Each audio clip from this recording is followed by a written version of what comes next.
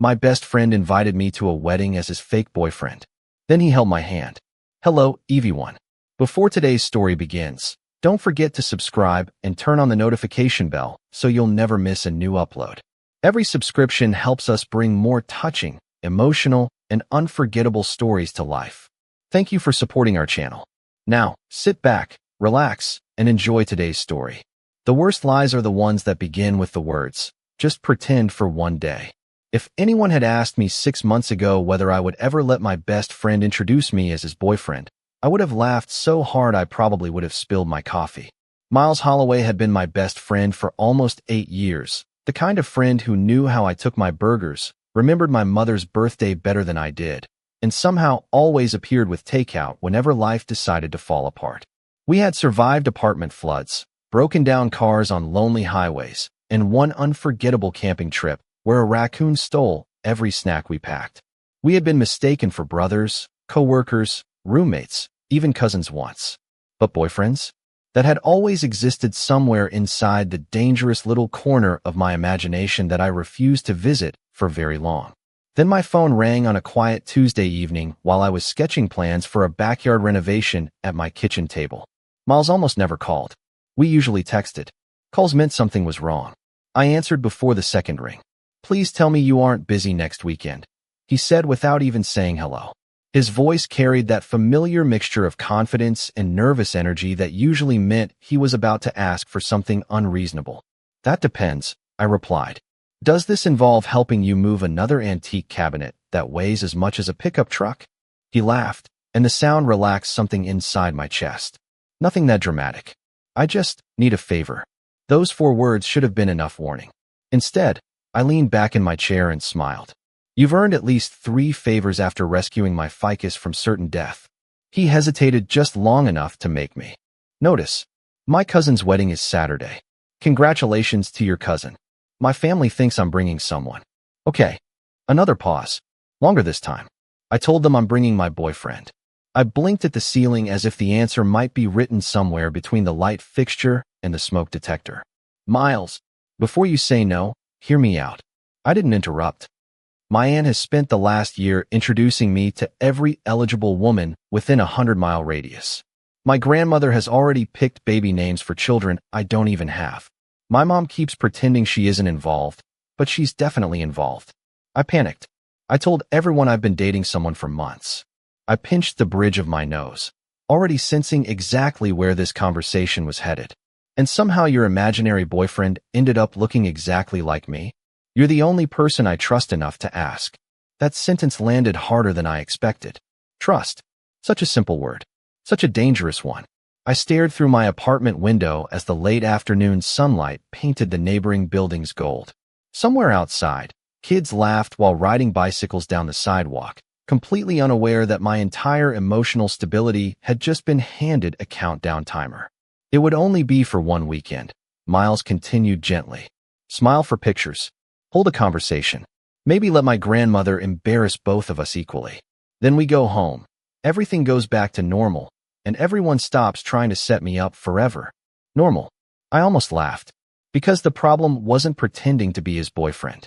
The problem was that some part of me had quietly wished it didn't have to be pretend. I spent the rest of the week trying to convince myself that I was preparing for a performance instead of volunteering to walk straight into my own emotional disaster. Apparently, there was a difference. At least that was what I kept repeating while standing in front of my bathroom mirror practicing the sentence. "It is nice to finally meet all of you." By the 15th attempt, even my reflection looked unconvinced. Friday afternoon, Miles pulled his SUV into my driveway exactly on time. He always arrived 5 minutes early, then texted that he was outside as if punctuality were a personality trait. I tossed my overnight bag into the back seat and climbed in. The familiar scent of cedarwood from the tiny air freshener hanging beneath his rearview mirror greeted me before he did. "You packed enough clothes?" he asked with a grin. "It is one night, not a 3-month expedition. Some of us enjoy having options. Some of us overthink everything." I looked out the passenger window before he could notice the smile pulling at the corner of my mouth. "You say that like it is a flaw." It absolutely is. The drive to the vineyard outside Charlottesville was supposed to take just under 4 hours, which left plenty of time to rehearse our imaginary relationship. Miles drummed his fingers lightly against the steering wheel before clearing his throat. We should probably establish a few details before my family starts asking questions. Right? We need a believable origin story. How did we meet? He asked. Coffee shop.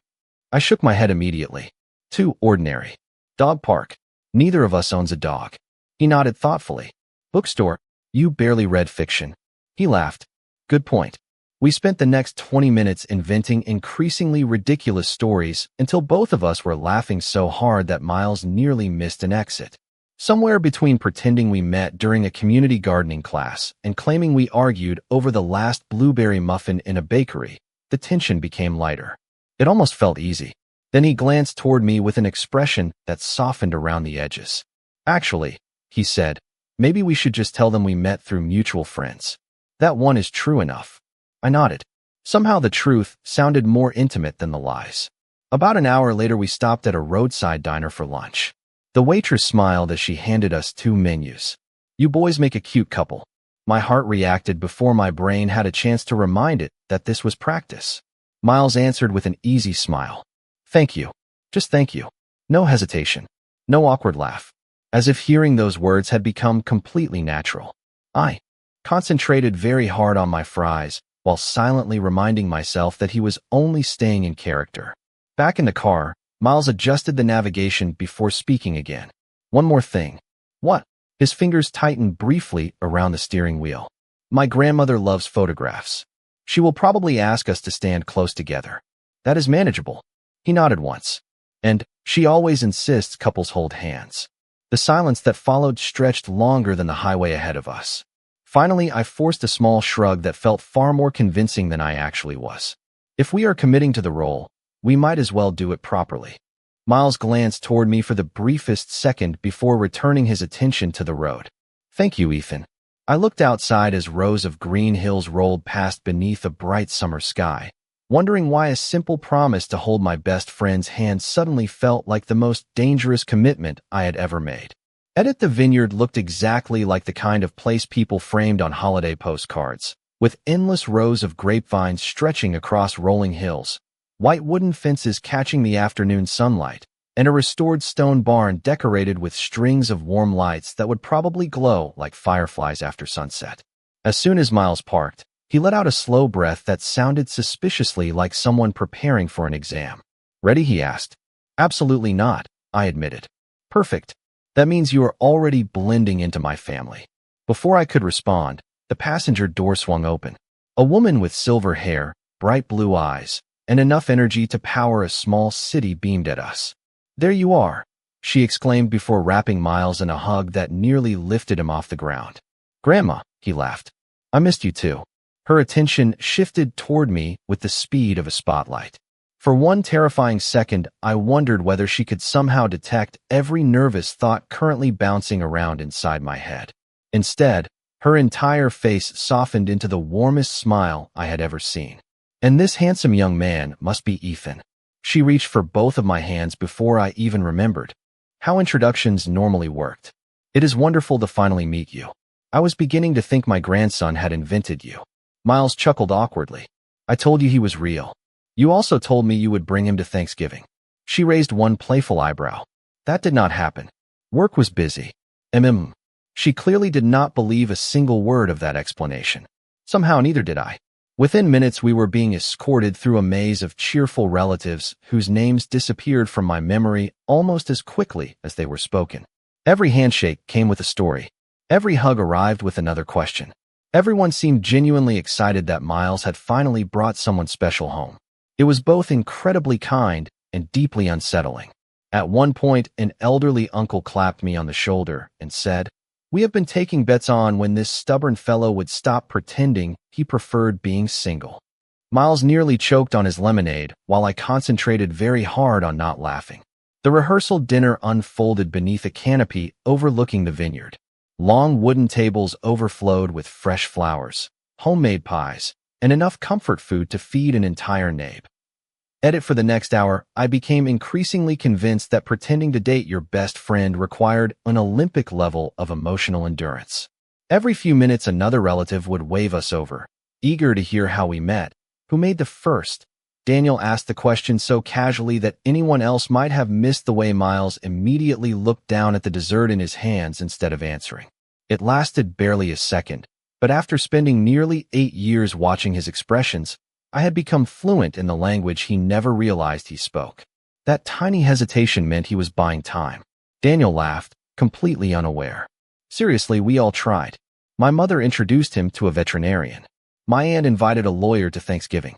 Grandma even convinced the daughter of her bridge partner to come over for Sunday dinner once. Miles groaned. Can we please not relive this? Absolutely not. Daniel grinned.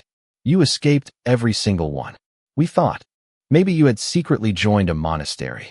Even I laughed at that. It sounded ridiculous enough to break whatever tension had settled around us. So what was the reason? I asked lightly, trying to stay inside the role we had created. Daniel shrugged. Nobody knows. Every time someone asked, he gave a different excuse. Too busy. Wrong timing. Focusing on work. Then eventually he just stopped explaining. Miles finally looked up. Can we change the subject before my entire dating history becomes dinner entertainment? Fine, Daniel said with a playful sigh. But Grandma still owes me $20 because I bet you would never actually bring someone home. He walked away, still laughing to himself, leaving an uncomfortable silence behind. I nudged Miles gently with my elbow. Apparently your family has been gambling on your love life. He rubbed the back of his neck. I wish he were exaggerating. Was he? Miles hesitated again before smiling in that careful way people smile when they are trying to step around the truth instead of walking through it. Not really. Before I could ask anything else, someone called his name from across the lawn. He excused himself to help unload boxes for tomorrow's ceremony, leaving me alone beside the dessert table with far too many thoughts and a slice of blackberry pie I no longer remembered picking up. The evening grew quieter as guests drifted toward the bonfire overlooking the vineyard. Soft acoustic music floated through the air while conversations blended into a warm background hum. I wandered toward the edge of the property where rows of grapevines disappeared into the fading twilight. Sometimes the easiest way to untangle your thoughts was to give them enough space to stretch. Unfortunately, my thoughts seemed determined to tie themselves into increasingly complicated knots. Beautiful view, is it not? I turned to find an older gentleman carrying 2 mugs of coffee. He introduced himself as Harold, an old family friend who had apparently known Miles since he was a teenager. He handed me one of the mugs before leaning comfortably against the wooden fence. He likes coming out here whenever the family gets too loud, Harold said. Even when he was 16, this was his favorite hiding place. I smiled. That sounds exactly like him. Harold chuckled softly. He has always been a thoughtful kid. Keeps everything inside until people assume there is nothing there. We stood in companionable silence for a moment before he spoke again. You know, I always wondered when he would finally gather the courage. My eyebrows lifted. Courage for what? Harold looked genuinely surprised. To ask you out. The words settled between us so quietly that for a second I wondered whether I had imagined hearing them. He frowned ever so slightly. Wait, you did not know? My pulse stumbled. Harold's expression shifted from confusion to mild embarrassment. Well, perhaps I have said more than I should have. Before I could respond, footsteps crunched across the gravel path. Miles appeared carrying 2 folded blankets over one arm, smiling the easy smile I knew better than my own reflection. Harold simply patted my shoulder, offered Miles an innocent nod, and walked away, leaving me standing beneath the evening sky with one impossible question echoing louder than every laugh, every song, and every heartbeat I could no longer pretend not to hear. By the time the bonfire had settled into glowing embers, I could no longer tell whether the warmth on my face came from the fire or from the sentence Harold had casually dropped into my life before walking away, as though he had merely commented on the weather. Miles had wanted to ask me out. The words repeated themselves with irritating persistence, refusing to disappear no matter how many logical explanations I invented. Maybe Harold had misunderstood. Maybe he had mistaken me for someone else. Maybe years of friendship simply looked different from the outside. My brain produced excuse after excuse while my heart quietly ignored every single one. There you are. Miles appeared beside me carrying one of the folded blankets over his arm. Everyone is heading back to the guest house. It looks like rain is coming. I looked toward the horizon. Dark clouds had gathered without either of us noticing, swallowing the last traces of twilight. Looks like you were right. He smiled. Come on. We had barely reached the stone pathway when the first raindrops began tapping against the vineyard leaves. Within seconds, the gentle drizzle turned into a steady summer shower. Guests laughed as they hurried toward the main building, holding jackets over their heads and gathering flower arrangements before they became soaked. Miles grabbed my wrist with easy instinct. This way. He led me away from the crowd instead of toward it. We ran across the damp grass until we reached a large glass greenhouse tucked behind the vineyard. Warm light spilled through the windows where rows of climbing roses and potted citrus trees filled the air with the fresh scent of earth after rain. The sound of raindrops drumming against the glass roof wrapped around us like its own quiet world. We both stopped just inside the doorway, laughing as we caught our breath. Well, I said, brushing rainwater from my sleeves, your family's rehearsal dinner officially comes with free weather effects. Miles laughed, but the sound faded more quickly than usual. He looked at the rain sliding down the glass panels before speaking again. Ethan. There was something different about the way he said my name. Softer. Careful. Like someone carrying a fragile object with both hands. I turned toward him. For several long seconds, he said nothing at all. The silence stretched between us, interrupted only by the steady rhythm of rain overhead. Finally, he exhaled. I owe you the truth. My stomach tightened before I even knew why. About what? He lowered his eyes briefly before meeting mine again. This weekend. I tried to smile. I thought we already agreed on the fake relationship story. He shook his head slowly. That part was real enough for everyone else. Not for me. I felt my heartbeat stumble into complete confusion. Miles rested one hand against the wooden workbench beside us, as though grounding himself before continuing. I didn't need someone to come with me. My family really was trying to set me up. None of that was a lie. He paused. But you were never just the easiest person to ask. The rain seemed louder somehow. You were the only person I wanted to ask. I stared at him without speaking. He gave a small, almost nervous laugh that I had rarely heard from him before. Do you know why I turned down every blind date? I slowly shook my head. Because every time someone introduced me to someone new, I compared them to you. His voice remained calm, but every word landed with quiet certainty. It was never fair to them. They did nothing wrong. They just were not you. I opened my mouth, but no sound appeared. Miles looked toward the rain again before continuing in the gentlest voice I had ever heard from him. I kept telling myself I would get over it. That if enough time passed, being your best friend would be enough. Then this wedding invitation arrived, and I realized I was tired of pretending in every part of my life except the one that actually mattered. He smiled sadly. The only thing fake about this weekend was the excuse I used to bring you here. The words settled over the greenhouse with astonishing gentleness, yet they carried enough weight to make everything else disappear. The rain still tapped against the glass roof. Water still traced slow paths down the windows. Somewhere beyond the vines, I could hear distant laughter from guests hurrying back toward the reception hall. But all of it faded into the background because my best friend had just quietly rewritten the last 8 years of my life. I searched his face for any sign that this was another carefully planned performance. There was none. Miles looked exactly the way he always did whenever he finally decided to tell the truth about something difficult. Honest, hopeful, terrified. Say something, he whispered with a nervous smile that barely reached his eyes. I opened my mouth, closed it again. My thoughts felt like someone had scattered 1,000 photographs across the floor and asked me to arrange them in the correct order. Every late night, helping me finish impossible landscaping deadlines. Every birthday, he somehow made memorable. Every road trip where he insisted on driving because he claimed I sang too enthusiastically behind the wheel. Every quiet moment I had dismissed as simple friendship suddenly demanded to be seen from an entirely different angle. How long? I finally managed to ask. Miles let out a slow breath. Long enough that I stopped counting. I laughed softly, mostly because the alternative felt dangerously close to crying. That is not an actual answer. About 6 years. 6 years. I leaned back against the wooden table behind me, letting the number settle inside my chest. Why did you never tell me? He gave a small shrug. Because you were happy. Because I was afraid. Because I valued our friendship more than I trusted my courage. His eyes drifted toward the rain for a moment before returning to mine. I convinced myself that loving you quietly was better than risking never seeing you again. There was no drama in the way he said it. No expectation. Just simple honesty. Somehow that made it even harder to hear. I looked down at my hands, remembering every time I had almost admitted my own feelings before deciding silence was the safer choice.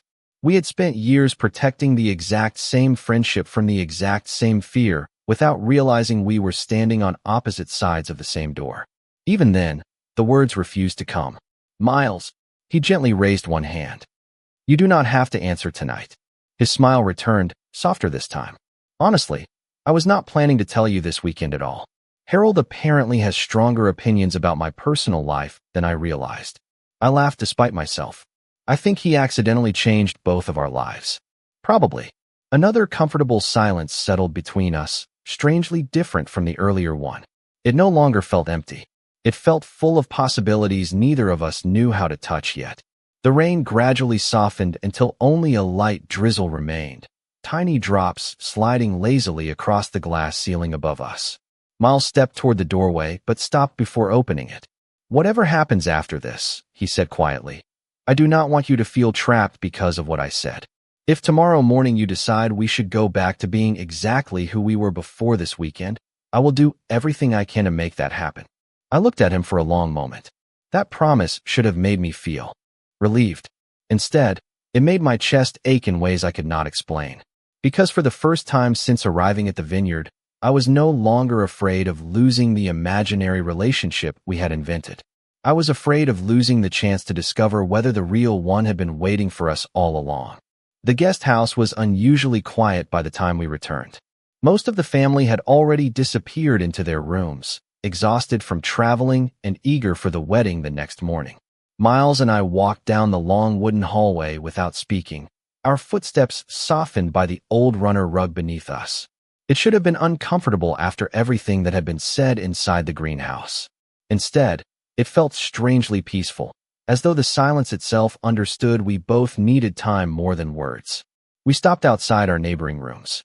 Miles slipped his hands into the pockets of his jacket and offered the same familiar smile that had greeted me on birthdays, moving days, and countless ordinary afternoons over the past 8 years. Sleep well, Ethan. I nodded. You too. Neither of us moved immediately. Finally, he gave a small wave before disappearing behind his door. Mine closed a second later, leaving me alone with a room that suddenly felt much too quiet. I lay awake for hours staring at the wooden ceiling, replaying memories that no longer belonged to the versions of ourselves I had always believed. The time he drove 3 hours after finishing work because my truck had broken down outside Richmond. The Christmas when he somehow found the discontinued sketch pencils I had mentioned only once.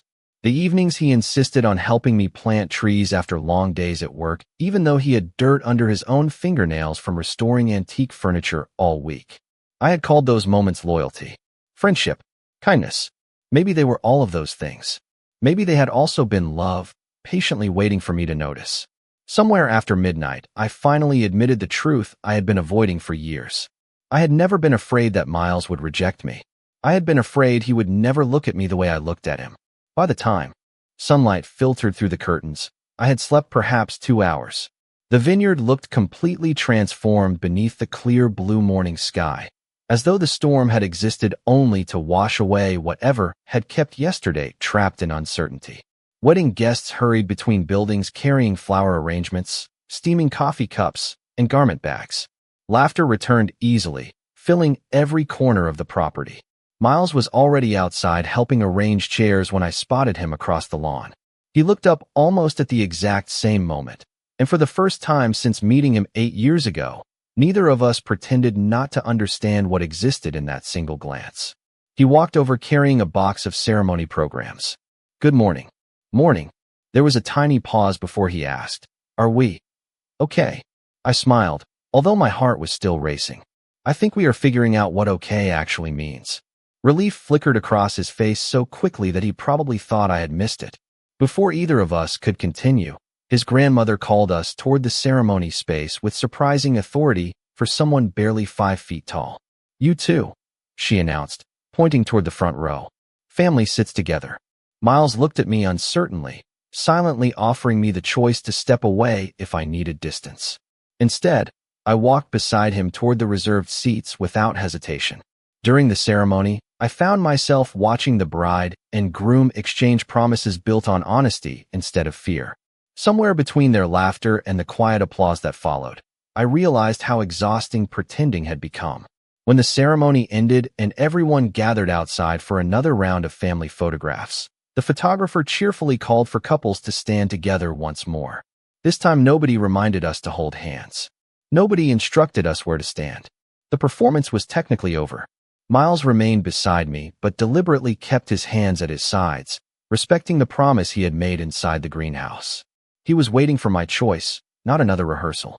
And for the first time all weekend, I knew exactly what I wanted to do next. The photographer lowered his camera for a moment, squinting toward the crowd as another group of relatives wandered into the frame at exactly the wrong time. People laughed, shuffled around, and jokingly blamed one another for delaying lunch. The entire vineyard buzzed with the happy chaos that always followed a wedding ceremony. Beside me, Miles remained perfectly still. He had given me every opportunity to step away, every opportunity to pretend none of the conversations from yesterday had ever happened. He was protecting my choice the same way he had protected my heart for years without asking for anything in return. I looked at his hands resting comfortably at his sides. Yesterday those hands had held mine because we were acting. Today they remained still because he wanted the next move to belong entirely to me. Somehow that simple difference made all the difference in the world. Before my thoughts could invent another reason to hesitate, I reached over and gently slipped my fingers into his. His head turned toward me almost immediately. Surprise flickered across his face before slowly giving way to something quieter, something brighter. The photographer did not ask us to do that, he said softly. I smiled. I know. The corners of his eyes crinkled with a smile I had never seen before. Not because it was new, but because I finally understood what it meant. Around us, nobody reacted with dramatic excitement. His grandmother simply noticed us from across the lawn, smiled to herself, and continued straightening a flower arrangement as though she had been expecting this outcome all along. When the photographer finally called everyone back into position, we stayed exactly where we were. Perfect, he announced cheerfully. Now everybody look this way. The camera clicked several times, capturing a moment that no longer belonged to an imaginary story. After the photographs ended, guests slowly drifted toward the reception barn for lunch and dancing. Miles and I lingered behind, near the garden path lined with blooming lavender. A gentle breeze carried the fresh scent through the warm afternoon air. Neither of us seemed in any hurry to catch up with everyone else. Does this mean? Miles began before stopping himself with a quiet laugh. Apparently, I still overthink everything. You do, I agreed. But I like that about you. He searched my face carefully, as though making absolutely certain he had heard me correctly. I took a slow breath. Last night you told me you were afraid of losing our friendship. He nodded once. The truth is, I was afraid of exactly the same thing. His expression softened. Ethan, I shook my head gently. I spent years convincing myself that wanting more would ruin everything we already had. Then this weekend happened, and I realized something. I laughed quietly at myself.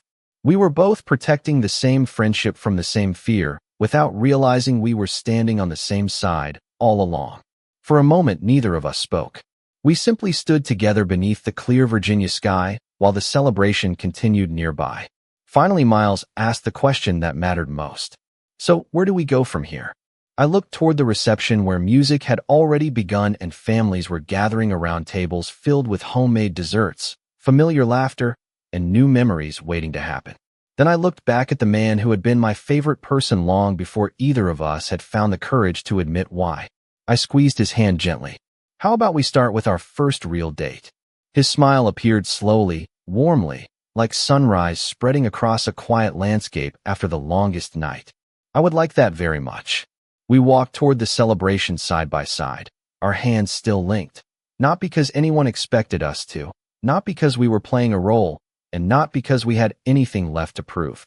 The happiest part of our story had begun the moment we stopped pretending.